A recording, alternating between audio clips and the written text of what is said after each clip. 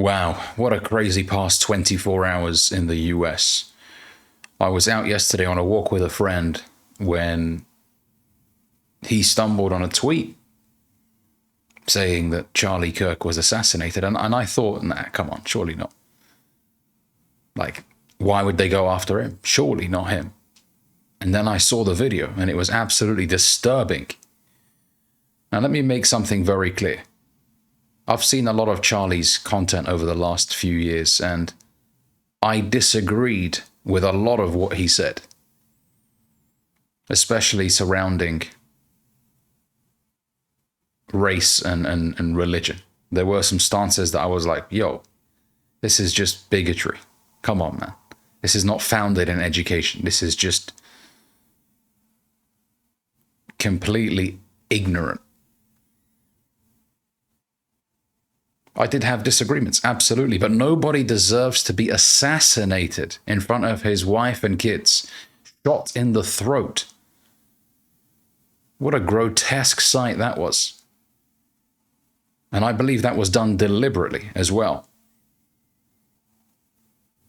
Nobody deserves to be assassinated, which is exactly what it was, an assassination. This wasn't a shooting.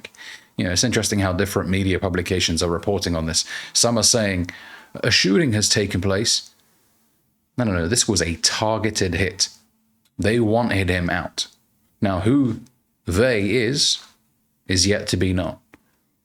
But this wasn't some amateur operation. This wasn't just some dude that was angry. I don't believe so. Whoever made that shot was skilled.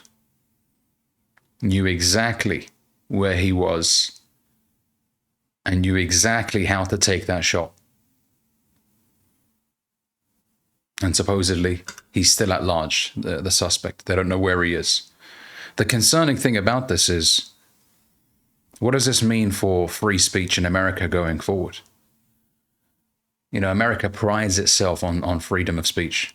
You can say whatever you want to say. Well, if it means being shot in the throat in front of your wife and kids, a lot of people are now going to be very fearful.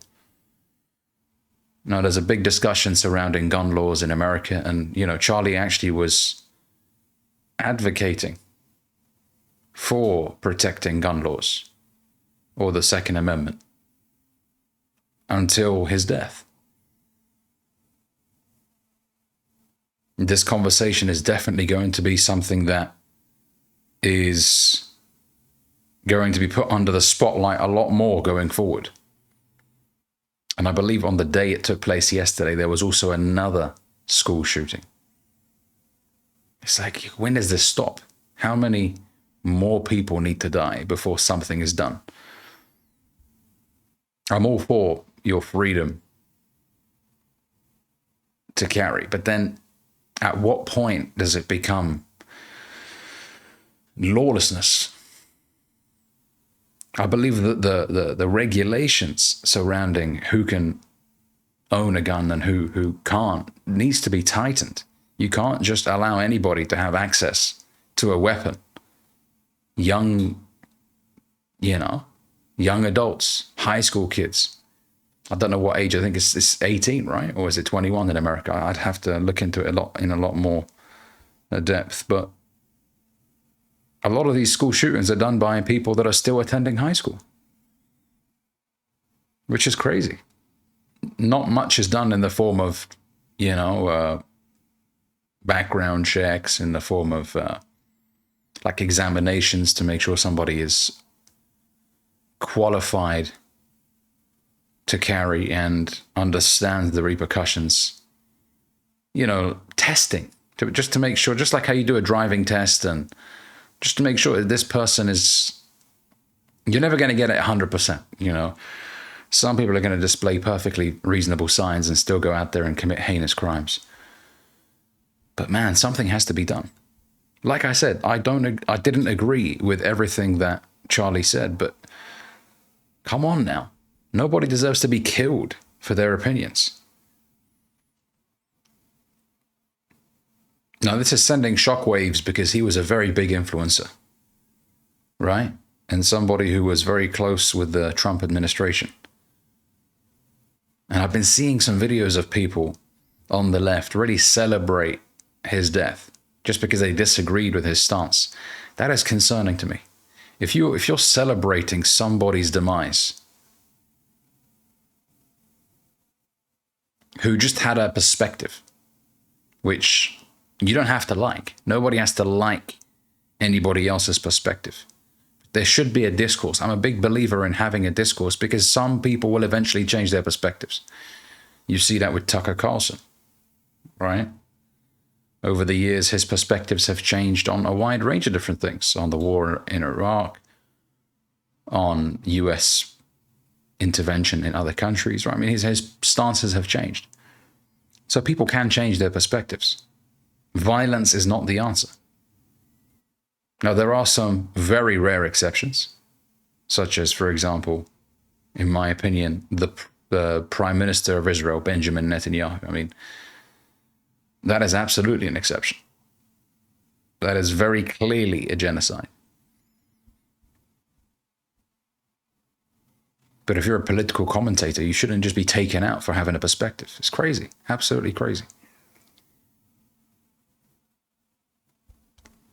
So, interesting times ahead. Interesting times ahead. What is going to come out of this? I sure do hope America,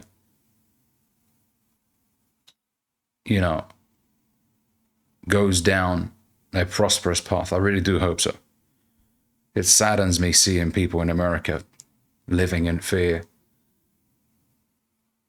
being really wary and suspicious of who is around them and what is going on in the country. And obviously, I did a video about Irina Zaruska as well, who was brutally murdered on that train. It's very sad. It's very sad. Yeah, I just wanted to offer my 2 cents, man, because there's been so much conversation around this, and so many people celebrating, which is strange. You don't celebrate, man. Just have some class and some decency, regardless of how controversial somebody's takes were, as long as they didn't themselves harm somebody else. If a man was to go out there and harm women and kids, in my opinion, you shouldn't have any sympathy when it comes to what happens to that person. But conversations, narratives change, perspectives change. So I'm not an advocate on using violence to get what you want. Anyways, thanks for watching. If you enjoyed this video, give it a like, and I'll catch you guys in the next one.